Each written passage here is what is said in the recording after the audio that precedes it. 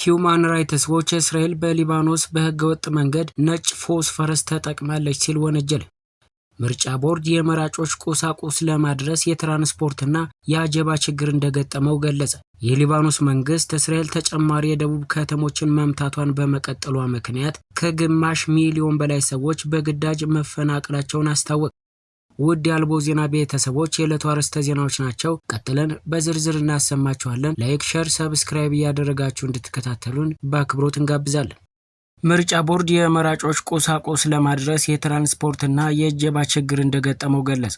የኢትዮጵያ ብሔራዊ ምርጫ ቦርድ የመራጮች ምዝገባን ለማካሄድ የሚያስፈልጉ የምርጫ ቁሳቁሶችን በቢጫ የተለዩ የምርጫ ክልሎች ለማድረስ የትራንስፖርትና የእጀባ ችግር እንደገጠመው አስታወቀ። ቦርዱ የቅድመ ምርጫ ተግባራትና ተያያዥ ጉዳዮችን በሚመለከት በሰጠው ጋዜጣዊ መግለጫ በትናንትናው ዕለት የተጀመረውን የመራጮች ምዝገባ ለማካሄድ የሚያስችሉ ቁሳቁሶችን ወደ ምርጫ ክልል ለማድረስ በርካታ ችግሮች እንደገጠሙት አስታውቋል። መግለጫውን የሰጡት የቦርዱ ሰብሳቢ ወይዘሮ ሜላትወርቅ ኃይሉ የምርጫ ቁሳቁስ ለማድረስ ከትራንስፖርት፣ ከጸጥታ፣ ከምርጫ አስፈጻሚዎች በቦታውና በወቅቱ አለመገኘትና ስልጠና ለመውሰድ የሚወስደው ጊዜና ከቦታ እጥረት የተነሳ በርካታ ችግሮችን ተቋቁሞ የመራጮች ምዝገባን ማስጀመሩን ገልጸዋል። ችግሮቹ በዋናነት የምርጫ ቁሳቁስ ከሚያቀርቡ የአገር ውስጥና የውጭ ሀገር አቅራቢዎች፣ በአየርና በመሬት የሚያጓጉዙት የትራንስፖርት ድርጅቶችና የምርጫ አስፈጻሚዎች ጋር የተያያዙ መሆናቸውንና የተለያዩ የመንግስት ተቋማት የሚደግፉትና አቅርቦት በመኖሩ በጊዜው ከመድረስ አኳያ የተወሰነ ችግር እንደገጠመውም አስረድተዋል። በአብዛኞቹ ክልሎች ቦርዱ የምርጫ ቁሳቁሶችን ከዋና መስሪያ ቤት ምርጫ ክልል ድረስ እንደሚያደርስ፣ ከምርጫ ክልል በኋላ ግን ማድረስ ያለባቸው የክልል መንግስታት በመሆናቸው በአብዛኛው የክልል መንግስታት እነዚህን ቁሳቁሶች ቢያቀርቡም ያላቀረቡ የመንግስት አካላት በመኖራቸው የትራንስፖርት ችግር እንደገጠማቸው ተናግረዋል። የፖለቲካ ፓርቲዎች እጩዎቻቸውን ለማስመዝገብ ከፍተኛ ዋጋ ከፍለዋል ያሉት ሰብሳቢዋ አንዳንድ እጩዎች ከተመዘገቡ በኋላ አንፈልግም በሚል በመተዋቸው ጭምር ፓርቲዎች ከፍተኛ ጫና ውስጥ እንዲገቡ ምክንያት መሆኑን፣ ነገር ግን ያቀዱትን ያህል እጩ ላያስመዘግቡ የሚችሉ ፓርቲዎች ሊኖሩ እንደሚችሉም አስገንዝበዋል። የጸጥታ ችግር ባለባቸው አካባቢዎች ጭምር የተመዘገቡ እጩዎች መኖራቸውን፣ ይህም ማለት ሙሉ በሙሉ ምርጫ እንደማይደረግባቸው በተገለጹና በቀይ በተለዩ የምርጫ ጣቢያዎች ሳይሆን በቢጫ በተለዩና ምርጫውን በአጀባ ማካሄድ እንደሚቻል በተገለጹት ብቻ መሆኑንም አመላክተዋል።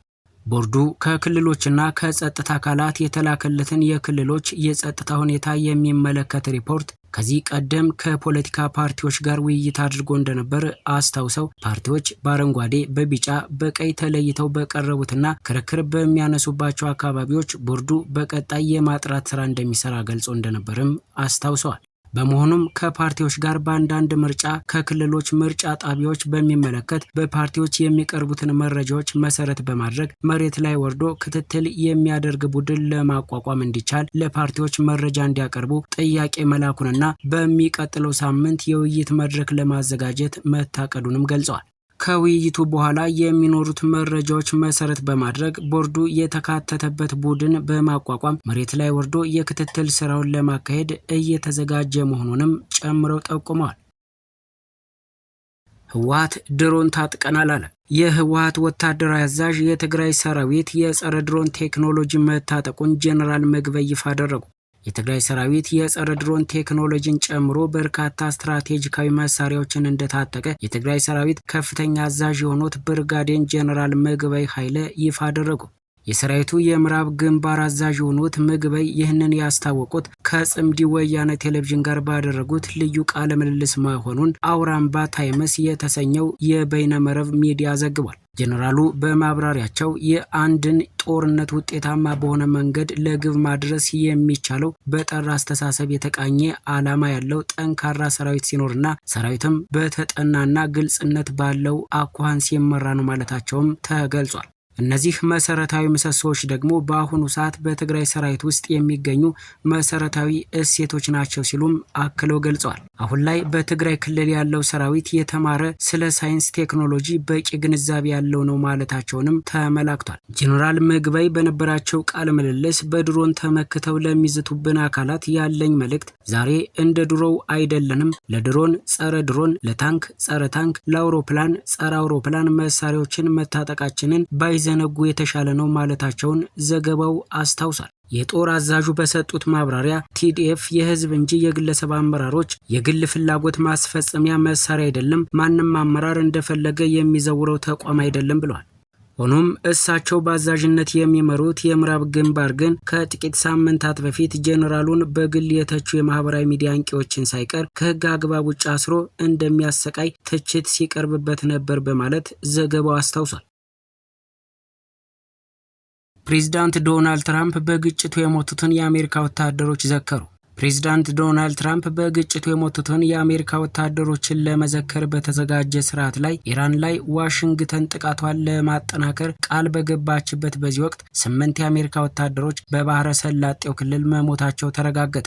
ባህሬን በኢራን ሰው አልባ አውሮፕላኖች ጥቃት 32 ሰው መቁሰላቸውን አስታወቀች። የባህሬን የዜና ወኪል እንደገለጸው ከተጎጂው መካከል 4ቱ በአስጊ ሁኔታ ላይ እንደሚገኙና የቀዶ ሕክምና የሚያስፈልጋቸው ህጻናት ይገኙበታል ተብሏል። የሊባኖስ መንግስት እስራኤል ተጨማሪ የደቡብ ከተሞችን መምታቷን በመቀጠሏ ከግማሽ ሚሊዮን በላይ ሰዎች በግዳጅ መፈናቀላቸውን አስታውቋል።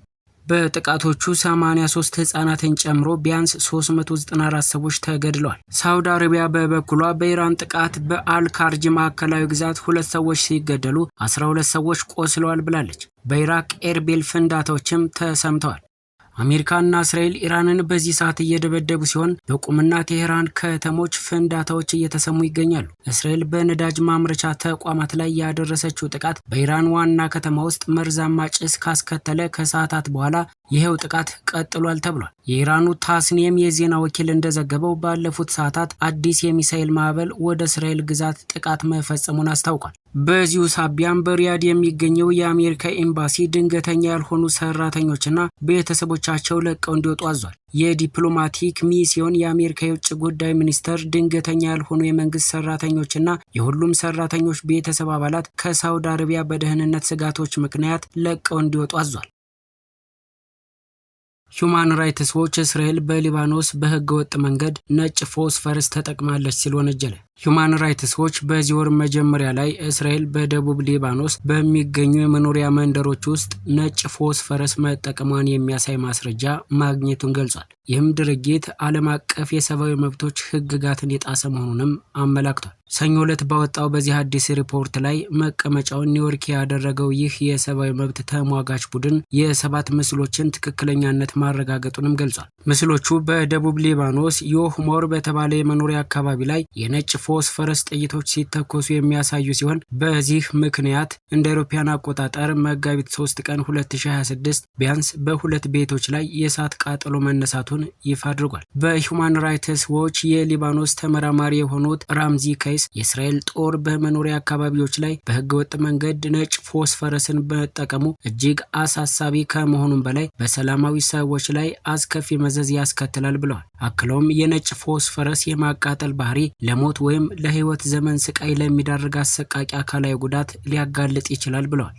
በአየር ላይ የሚፈነዳ ነጭ ፎስፈረስን ሰዎች በሚኖሩባቸው አካባቢዎች መጠቀም ያለምንም ልዩነት የሚፈጸም ህገወጥ ጥቃት ሲሆን ሰላማዊ ሰዎችን ከጉዳት ለመጠበቅ መወሰድ ያለባቸው አስፈላጊ ጥንቃቄዎች የሚደነገገውን ዓለም አቀፍ የሰብአዊ መብቶች ህግ አይከተልም። ይህ የኬሚካል ንጥረ ነገር ኦክሲጅን ጋር ሲገናኝ የሚቀጣጠል ሲሆን ቤቶችን፣ የእርሻ ቦታዎችንና ሌሎች የሲቪል ንብረቶችን ሊያቃጥል ይችላል። ሁማን ራይትስ ዎች በዮህሞር ውስጥ የጦር መሳሪያዎቹ በሰዎች ስብስብ ላይ በህገወጥ መንገድ ጥቅም ላይ መዋላቸውን የደረሰበት ሲሆን ይህም በመኖሪያ ቤቶችና በሌሎች የሲቪል ንብረቶች ላይ የእሳት ቃጠሎ እንዲነሳ ምክንያት ሆኗል ተብሏል። ድርጅቱ በሊባኖስ መገናኛ ብዙሃን በመጋቢት 3 ጠዋት በኢንተርኔት የተሰራጨን ምስል ትክክለኛነትና የተነሳበትን ቦታ አረጋግጧል። ምስሉ ቢያንስ 2 በመድፍ የሚተኮሱ የነጭ ፎስፈረስ ጥይቶች በመኖሪያ መንደር ላይ በአየር ላይ ሲፈነዱ ያሳያል። በአየር ላይ ከሚፈነዱት ጥይቶች የሚወጣው የጭስ ደመና ቅርጽ ነጭ ፎስፈረስ ከሚይዘው የኤም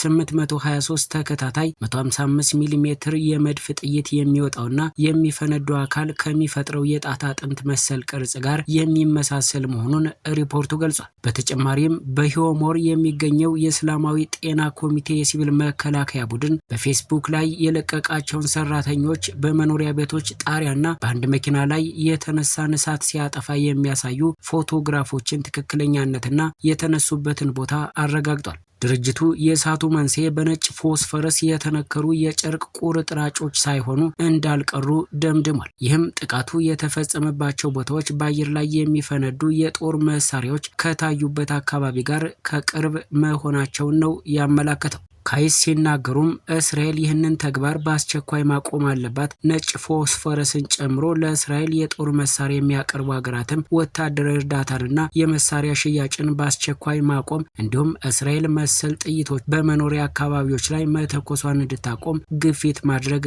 አለባቸው ብሏል። ሁማን ራይትስ ዎች የዩናይትድ ስቴትስ፣ ዩናይትድ ኪንግደም እና ጀርመንን ጨምሮ የእስራኤል ቁልፍ አጋሮችን ለእስራኤል የሚደረገውን የጦር መሳሪያ ሽያጭ እንዲያቆምና በከባድ ወንጀሎች ውስጥ እጃቸው እንዳለበት በሚታመንባቸው ስልጣናት ላይ የተመረኮዘ ማዕቀብ እንዲጥሉም አሳስቧል። እንደ ድርጅቱ ገለጻ እስራኤል እንደ አውሮፓውያን አቆጣጠር በጥቅምት 2023 እና በግንቦት 2024 መካከል በደቡብ ሊባኖስ የድንበር መንደሮች ላይ ነጭ ፎስፈረስን የተጠቀመች ሲሆን ይህም በሲቪሎች ላይ ከፍተኛ አደጋን አስተናግዷል። ውድ የአልቦ ዜና ተከታታዮች የሰዓቱ ዜናዎች እነዚህ ነበሩ። በሌላ መረጃ እስክንገናኝ ድረስ ላይክ፣ ሼር፣ ሰብስክራይብ እያደረጋችሁ ቻናላችንን እንድትቀላቀሉ በአክብሮት እንጠይቃለን። መልካም ቀን።